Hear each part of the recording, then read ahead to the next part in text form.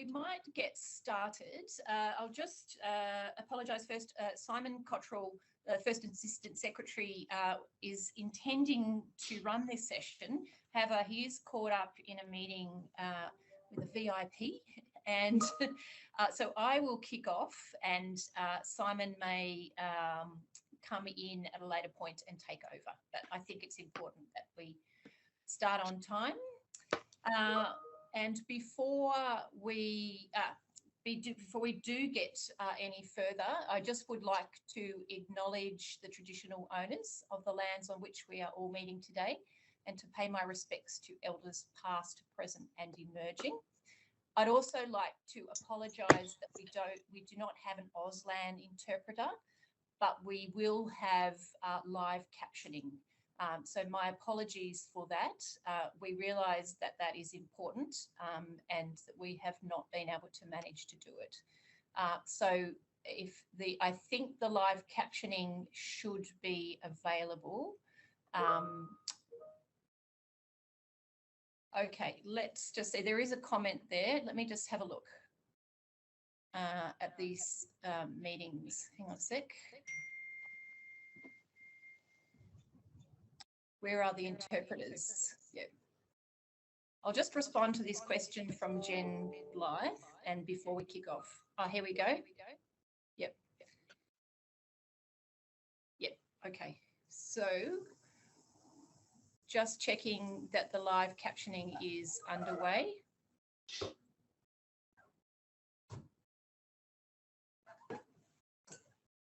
Thank you, Jen.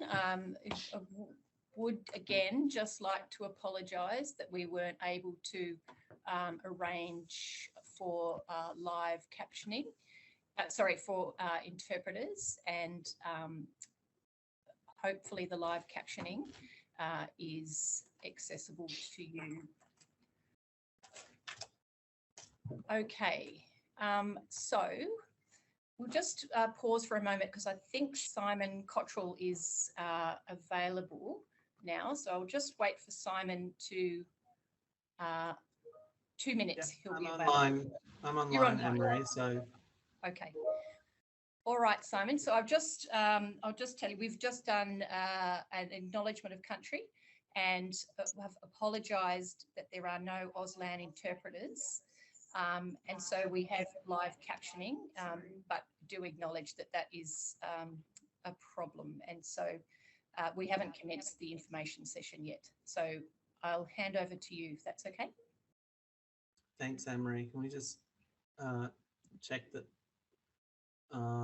anyone we're expecting who's not on? Can the team just go through the attendee list and that we're expecting and just check we're ready to start?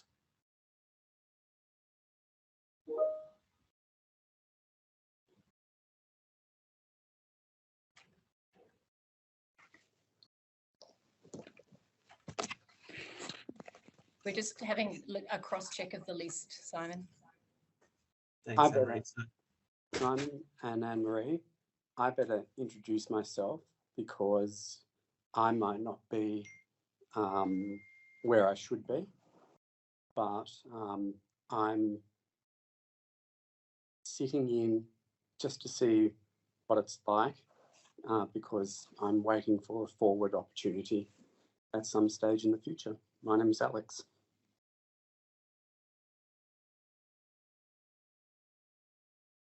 Thanks, Alex, and you're very welcome.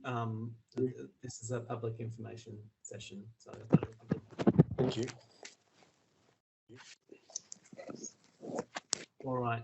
Well, we might get started.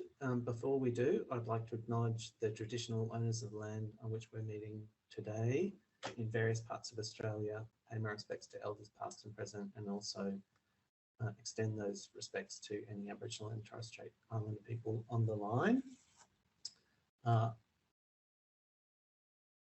We're going to have a slideshow. This is an information session on the grant opportunity for the National Centre of Excellence in Intellectual Disability Health. My name is Simon Cottrell. I'm the First Assistant Secretary of the Primary Care Division in the Department of Health and Aged Care. This session is about the planned grant funding process for the National Centre of Excellence in Intellectual Disability Health, that I'll refer to as the Centre from here on. We have a number of people with intellectual disability joining us today. I will try to keep the language as simple and inclusive as possible. Sometimes there's legal language that I will have to use, so apologies for that. We have sent out a set of easy read slides on the meeting invitation, and these slides are displayed on the screen for everyone to follow along with as I go through the information. The Australian Government announced funding for the centre. I think we should be on the next slide. The Australian Government announced funding for the centre in the October 2022 budget. The government allocated $15.9 million on top of some existing funding for a total commitment of $23.9 million over 4 years from 2022-23 for the centre, with funding to continue into the future beyond those 4 years. Establishing the centre is a key action under the National Roadmap for Improving the Health of People with Intellectual Disability, or the Roadmap for short. We go to the next slide. So this is about the purpose of this information session. So to fund the centre, the department will run a competitive grant process. The purpose of today's information session is to give you an overview of the key information in the draft grant opportunity guidelines and an overview of the grant opportunity process and timeframes. We can go to the next slide. In running grants processes, we have to comply with the Commonwealth Grant Rules and Guidelines 2017 and relevant Commonwealth legislation about the expenditure of public money. As required, we have prepared draft grant opportunity guidelines for this grant and the application process. In early January, the draft guidelines were approved by the Department of Finance and the Department of the Prime Minister and Cabinet. That enabled us to publish them with the grant opportunity forecast on the Australian Government's grants portal, Grant Connect. The link to the forecast on Grant Connect was included in the diary invitation for today's session. We can go to the next slide. We expect that the grant opportunity will open around the end of January. This is subject to us receiving approval from the Minister for Finance to release the final guidelines. Once we have that approval, we will publish the final version of the guidelines and the application templates on Grant Connect. Please make sure that you read the grant guidelines and the application documents carefully. We encourage any interested organisations who have not already registered on Grant Connect to do so. That way you will get an automatic email notification as soon as the grant opportunity opens. We plan to allow 10 weeks for applications, depending on when we get the Finance Minister's approval to release the guidelines. This would mean that applications would close in April. We cannot allow longer than that because we need to complete the process, get the grant agreement in place and make the initial payment of grant funds before 30 June. The centre has been funded as an ongoing measure. The government has allocated a total of up to $22.064 million over 4 years from 22-23 in initial grant funding, with the funding to continue into the future beyond those 4 years. The maximum grant period through this grant opportunity is up to 10 years from 2022-23. It is intended that the grant will initially be for 4 years and will be extended 1 year at a time on a rolling basis after submission of a satisfactory annual report. This approach is designed to give the centre a 4-year funding horizon so that it can attract and retain staff and plan appropriately for the delivery of longer-term activities under its core functions. The 10 years overall funding period matches the 10-year length of the National Roadmap for improving the health of people with intellectual disability. Each annual extension of funding will be subject to the centre meeting the requirements of the grant agreement and providing a satisfactory annual report. So what will the centre do? A scoping and co-design of options for a national centre was undertaken in 2021-22. This was done in collaboration with clinical and academic experts, intellectual disability advocacy organisations, people with lived experience and carers, state and territory health departments, and existing specialised intellectual disability health services.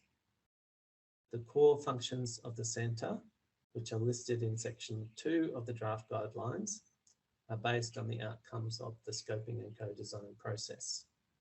In summary, the core functions of the centre will be providing national leadership in intellectual disability health, supporting intellectual disability health, for example, by identifying national research and data priorities to inform practice, lifting the capability of health services in meeting the needs of people with intellectual disability, providing online support, including an online portal to help connect people with intellectual disability to appropriate health services, and providing health resources and information for people with intellectual disability and their families, establishing a central hub of expertise, resources and research in the health care of people with intellectual disability and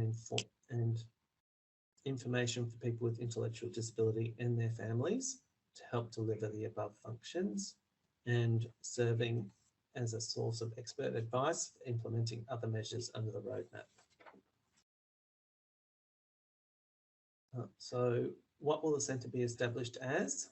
Based on the outcomes of the scoping and co-design, the government agreed that the centre be established as either a collaborative, incorporated, not-for-profit entity established by a consortium of eligible organisations.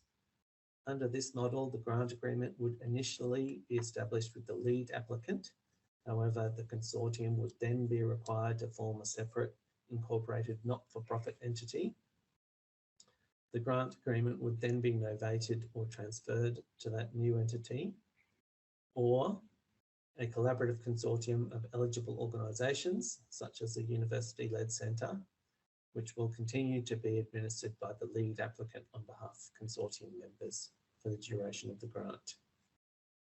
Therefore, as set out in the draft guidelines, applications must be consortium-based. Go to the next slide. Who will be eligible to apply for the grant? Section 4.1 of the draft guidelines sets out the types of entities that are eligible to apply for the grant.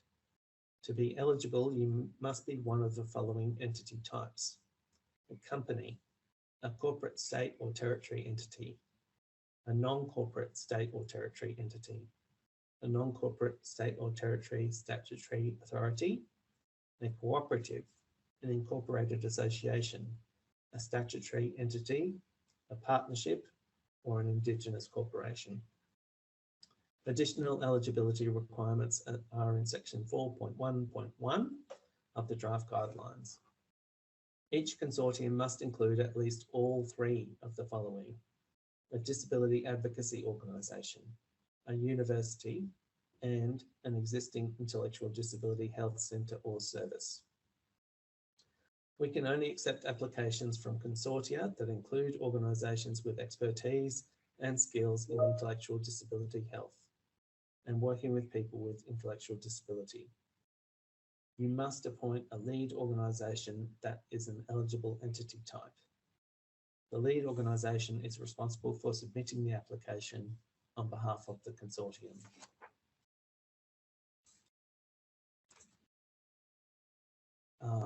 Use of the grant funding. So section 5 of the guidelines outlines what the grant money can be used for. Section 5.1 is about eligible grant activities. These include a set of establishment and operational activities and a set of activities to deliver the core functions of the centre. Section 5.2 on eligible expenditure. The successful applicant will only be permitted to spend the grant funds on eligible expenditure that is incurred for the agreed project activities. This section lists the types of expenses for which the grants funds can be used. Section 5.3, what the grant money cannot be used for. Section 5.3 includes a list of costs for which the grant funds cannot be used. The grant must only be used for the establishment and operation of the centre. Slide 12 of the assessment criteria. There are 5 detailed assessment criteria listed in section 6 of the guidelines. In summary, the criteria are: 1, the proposed operating model, governance and staffing structure of the National Centre. 2, the capacity and capability to successfully establish and operate the National Centre. 3, delivering the core functions of the National Centre. 4, risk management. And 5, impact of the grant funding. Applications must address all 5 criteria. The criteria are weighted and each one has a word limit as specified in the guidelines and the application form. We go to slide 13 on how to apply. Information on how to apply is set out in section 7 of the guidelines. Before applying, carefully read the final version of the guidelines and the application documents on Grant Connect. Any alterations and addenda, that means changes, to these will be published on Grant Connect. By registering on Grant Connect, you'll be automatically notified about any changes. To apply, you must complete the application form on Grant Connect, provide all the information requested, address all eligibility criteria and assessment criteria, include all necessary attachments, and submit your application using the application form, and do this by the closing date and time, as specified on the front cover of these guidelines. We go to slide 14, attachments to the application. Section 7.1 of the guidelines lists the attachments that you have to submit with your application. These are the activity work plan, using the template in the application attachments pack, a budget plan, also using the template in the application attachments pack, a risk management plan, also using the template in the application attachments pack, evidence of support from your organisation's board, CEO or equivalent, and letters of support from the proposed consortium members.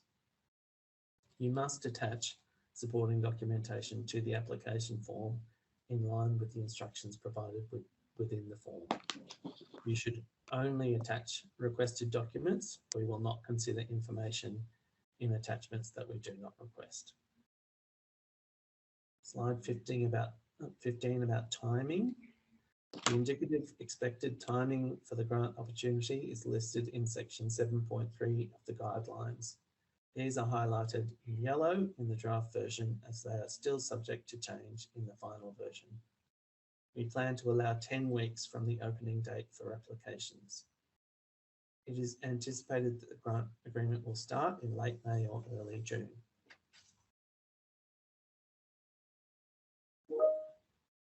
If you have questions relating to clarification of information of the available grant, technical issues or processes during the application period, you will need to email grant.atm@health.gov.au. The department will respond to email questions within 3 working days. Requests for clarification may form the basis of a response that will be posted on Grant Connect in a frequently asked questions document about this grant opportunity. Any questions will be de-identified. Registered applicants will be notified of updates to documents via email from the Grant Connect website. The department cannot assist you to address assessment criteria, determine eligibility, or complete your application. Section 8 of the guidelines sets out the grant selection process. We first review each application against the eligibility criteria. Only eligible applications will move to the next stage. The assessment panel will then assess eligible applications against the assessment criteria. We consider each eligible application on its merits and against other applications based on how well it meets the criteria, how it compares to other applications, and whether it provides value for money. Who decides which application to approve for a grant? The assessment panel will recommend to the decision maker, who will be the Deputy Secretary of the Primary and Community Care Group in the Department of Health and Aged Care, which application to approve for the grant. The decision maker decides which grant to approve, taking into account the recommendations of the assessment panel and the availability of grant funds for the purposes of the grant opportunity. We will advise you of the outcome of your application in writing. If you are successful, we will advise you of any specific conditions attached to the grant. Slide 19, establishing the grant agreement. As set out in section 10 of the guidelines, the successful applicant will be required to enter into a legally binding grant agreement with the Commonwealth. We use the whole of government grant agreement templates, and we will use the standard grant agreement for this program. Each agreement has general terms and conditions that cannot be changed. Sample grant agreements are available on the Department of Finance's website. We will use supplementary terms and conditions if required, and a schedule to outline the specific grant requirements. We will issue a written offer to the successful applicant to sign the grant agreement with the Commonwealth. The decision maker in the department can sign the grant agreement for the Commonwealth. Once the grant agreement has been signed, we will make the first payment. That is the funds that are allocated for 2022-23 to the grant recipient as an upfront starting payment. And finally, I'd like to thank everyone for joining us today and for your interest in this important measure. If you have any questions relating to clarification of information of the available grant, technical issues or processes during the application period, you will need to email grant.atm@health.gov.au and we will post the response to any questions so that all applicants have access to the same information. If we so if I could just apologise again for the absence of Auslan interpreters at this session. We will consider whether to have another session with Auslan interpreters available once the grant guidelines are finalised. There's a couple of questions in the chat. Are we able to register now? The person can't see where to register on the Grant Connect website, or do you register once the RFT is released? Anne-Marie or team, can you answer that? Yes, you can register for Grant Connect now. Judith answered in the chat. So we can send that information out to everyone after this meeting as well, but it is possible to register now. Okay. And can questions be posted before the formal opening of the grant? And the answer is yes.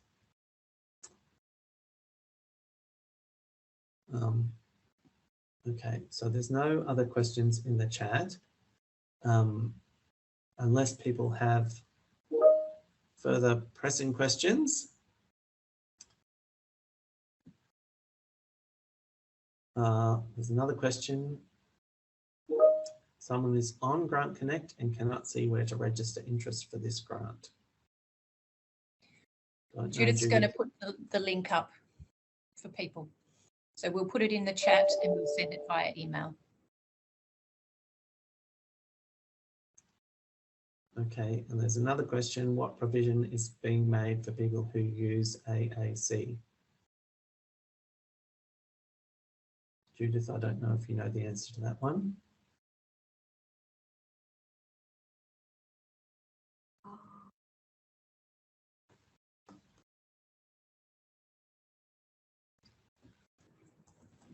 Judith, I think, is just putting something in the chat, Simon. Okay.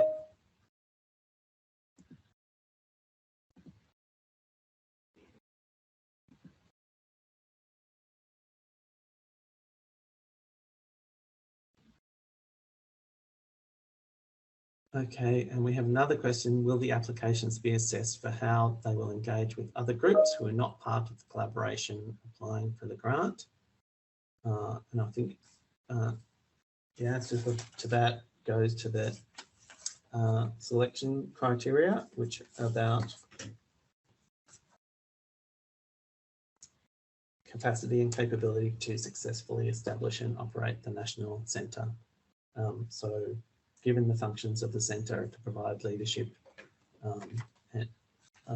across the sector, then I think that will be assessed in that criterion.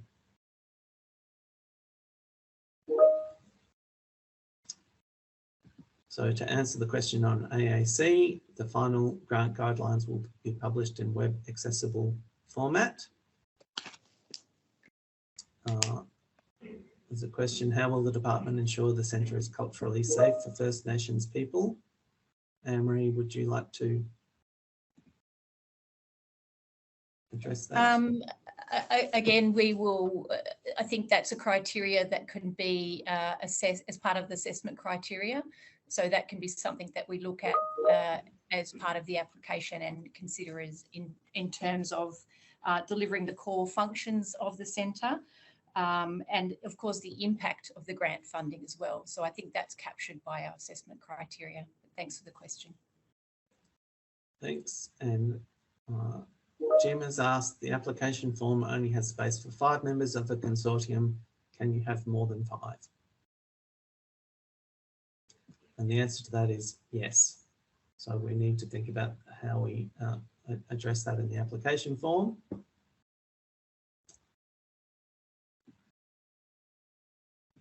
Okay, and there's a clarification about AAC. How will the successful applicant engage with people who use AAC?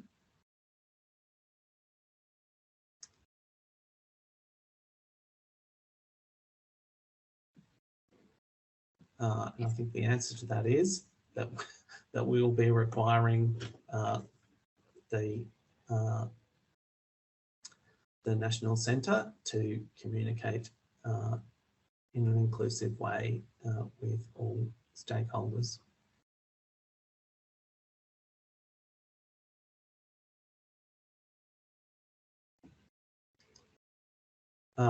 We've had a complaint about the slides with more than 20 words per slide. So all I can do is apologise for that. Will state and territory departments be part of this process? I think state and territory departments are eligible to apply. Is that right, Anne-Marie? As part of a consortium.